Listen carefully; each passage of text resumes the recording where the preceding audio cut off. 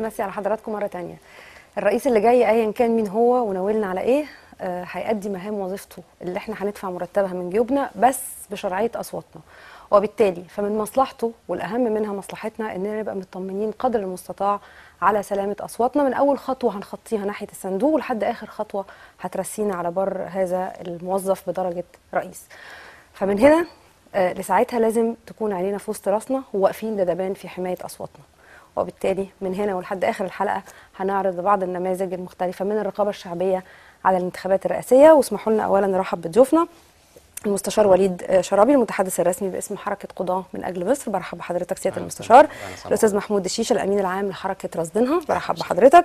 وعماد عبد الرحمن مقرر لجنة العلاقات العامة والإعلام في الاتحاد العام للكشافة والمرشدات وعضو مجلس إدارة الاتحاد، برحب بيك يا عماد. وامبارح كانت يعني مفاجأة سارة إن احنا عندنا اتحاد عام للكشافة والمرشدات في مصر، ويمكن يعني بصفتي إعلامية يعني لازم نعتذر لكم كوسائل إعلام عن إننا مش شايفينكم. يعني أكيد بعد الانتخابات ما تخلص لازم هيبقى لنا عين عليكم، بس احنا النهاردة هنتكلم تحديدا عن الرقابة الشعبية على الانتخابات.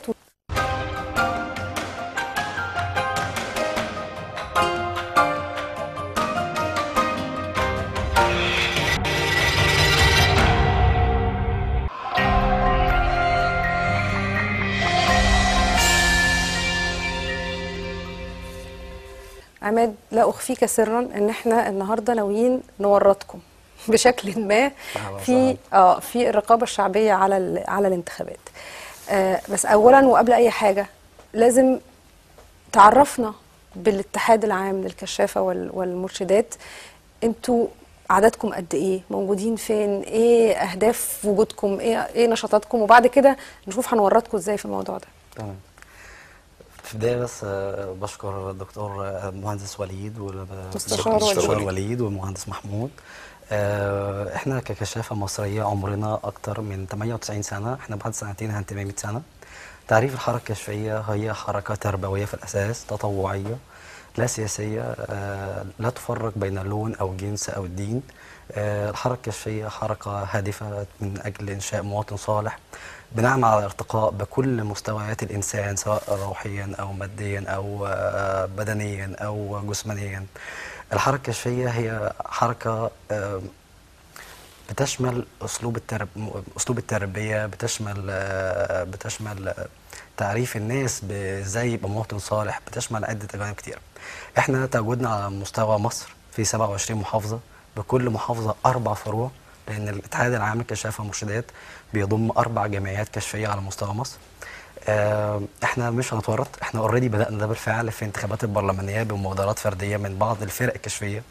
كان لينا مبادرة في محافظة الغربية مدينة المحلة تحديدا، قاموا بدور زي اللي ان شاء الله باذن الله رب العالمين هنتورط فيه في الانتخابات الرئاسية. دورنا ينقسم لشقين، شق خدمي وشق توعوي.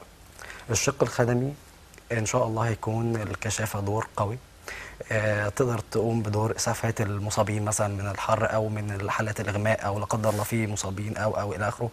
في كبار سن هيشاركوا في الانتخابات، في شباب صغيرين، في الدور التوعوي ان احنا بنفهم ونوعي المواطن اهميه صوته الانتخابي. احنا لا نمارس السياسه ولكننا في غير معزل عن السياسه. جميل. طيب خلينا بس الاول كمان يعني نشوف فيديو بيعرفنا اكتر بالكشافه والمرشدات، وبعدين نرجع نتكلم تاني بالتفصيل عن الادوار المختلفه والنماذج المختلفه للرقابه الشعبيه على الانتخابات الرئاسيه اللي جايه.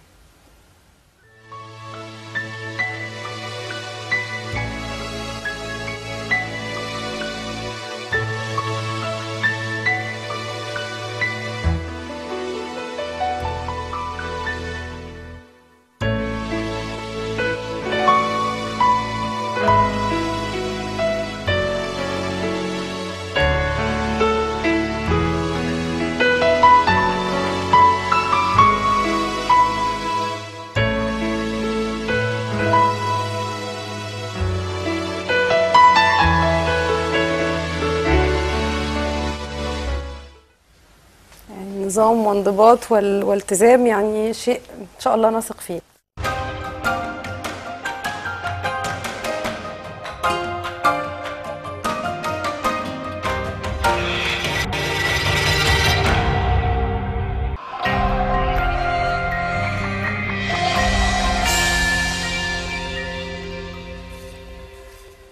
بنرحب بحضراتكم مرة تانية، ولسه بنحاول نعرض لبعض النماذج من الرقابة الشعبية اللي المفروض يكون كلنا جزء منها، سواء خارج اللجنة أو داخل حتى اللجنة. طبعا داخل اللجنة مش مسموح بالتواجد إلا للناخبين والمراقبين اللي بيحملوا التصاريح المصرح ليهم بالرقابة ومندوبي المرشحين. لكن في النهاية هذا الناخب وهو بيدلي بصوته في الفترة المحدودة اللي هو مسموح ليه فيها ان هو يتواجد داخل اللجنة، كمان ليه دور كبير هنتكلم فيه بعد شوية. لكن عايزة اتكلم مع عماد على يعني دلوقتي حركة قضاة من أجل مصر وحركة رصدينها مش متواجدين على الأرض، هم بيقوموا بنوع من الرقابة تالي على عملية التصويت.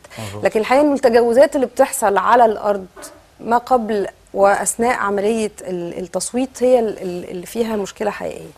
فمن ضمن أنا هقول لك من ضمن التجاوزات اللي بتحصل على الأرض، وأنت تقول لنا إيه اللي أنتم ممكن تعملوه بتواجدكم خارج اللجنة، لأنكم في النهاية من المستحيل أنكم تتواجدوا داخل اللجنة. من ضمن التجاوزات مثلا انه يبقى في تدخل لاي جهات حكوميه في مسانده مرشح، سواء عن طريق وجود اتوبيسات او سيارات تابعه لاي جهه حكوميه بتأيد المرشح، انه يكون في دعايه على ابواب اللجان بقى بميكروفونات، بعربيات، بناس بتوزع منشورات او بتوزع بوسترات وهكذا، دعايه دينيه، رشاوي، انه يكون في حد بيمنع حد من الدخول للتصويت، انه يكون في كبار سن او متحدي اعاقه، فاي حد معدي في الشارع ياخده يدخله ويصوت بالنيابه عنه، فتفتح باب يعني واسع للتزوير. ما يبقاش في تنظيم كفايه لدخول وخروج الناخبين وهكذا. انتوا بقى بانضباطكم وتنظيمكم والتزامكم تقدروا تعملوا ايه في الجزئيه دي على الارض قبل الدخول؟ احنا ككشافه دورنا قبل الانتخابات او قبل العمليه الانتخابيه دورنا توعوي اكتر. يعني احنا بنوعي كل مواطن باهميه صوته في الانتخابات دون انحياز لاي مرشح من المرشحين اللي على الساحه، وده اهم ما في العمليه السياسيه او عمليه الانتخابات بصفه محدده. مش كده بقول لك احنا بنورطكم بالظبط. انا مش عايز اقول بالظبط، بنحاول نورطكم في دور انتوا لسه مش بتقولوا. احنا دايما احنا في الكشافه شعارنا كن مستعد. ففي الحاله ديت احنا بنقوم بدور خارج صناديق الاقتراع او خارج اللجان. في الحته ديت احنا بنقوم بدور الخدمي اكتر بمعنى ادق. احنا في الانتخابات فئات العمر مختلفه، ما بين كبار السن، ما بين الشيوخ، ما بين السيدات، ما بين الاطفال. احنا في الحاله ديت ما بنقومش بدور ان احنا بنأثر على حد، لا، احنا بنقوم بدور ان احنا بنساعده ان هو يدلي بصوته. في حالة ان احنا لقينا اي تجاوزات هنبلغ على طول المسؤولين عن الجزئية ديت، سواء كانت الشرطة او كان الجيش. في الحالة ديت احنا بنقوم بدور حيادي تام ان احنا فعلا مش بندعو لأي فصيل سياسي. طيب بس هنا يمكن لانه يعني وانا بقرا عنكم كده كان من ضمن المهارات اللي انتوا بتتعلموها قوة الملاحظة. مظبوط. واحنا في اللحظة دي محتاجين قوة ملاحظة. صحيح. مين بيدي يعني قرشين لواحد داخل او واحد خارج؟ البطاقه اللي داخل ببطاقه فاضيه ولا مش ببطاقه فاضيه؟ في حد واقف على جنب بيعمل اي نوع من انواع الدعايه سواء دينيه او غيرها؟ في اتوبيس من بعيد منزل يعني لا اله الا الله داخله تصوت جماعي ولا لا؟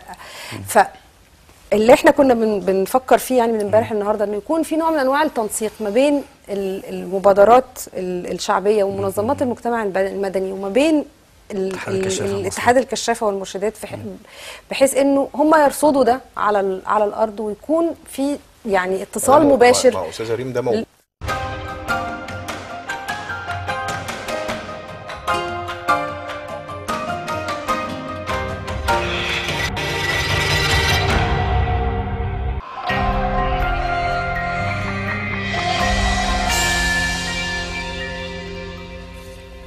نرجو انه من هنا لحد بدايه التصويت يكون في نوع من انواع التعاون والتنسيق، وده موجه لجميع منظمات المجتمع المدني وكل المبادرات اللي بتشتغل على الرقابه الشعبيه، انه مجرد وجودكم قدام اللجنه بالمظهر ده بالاداء ده زي كشف بالتاكيد هيكون يعني عامل اطمئنان. فهل انت متصور انه من هنا لليوم ده تقدروا تعملوا حاجه وتحددوا ادوار معينه تقدروا تقوموا بيها ولا لا؟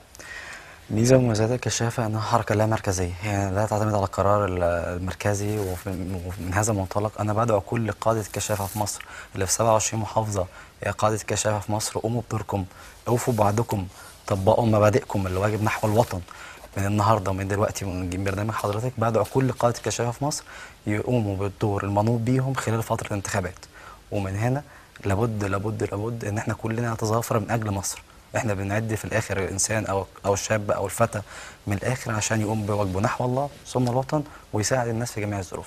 والفتره دي محتاجين كلنا ايدينا نمدها لايد بعض ونشبك ايدنا في ايد بعض. صحيح. ومن اللحظه دي انا بقول للساده الضيوف الافاضل احنا بنمد ايد التعاون مع حضراتكم نرحب طبعا ويسعدنا طبعا يا شكرا. دي حاجه تسعدنا طبعا.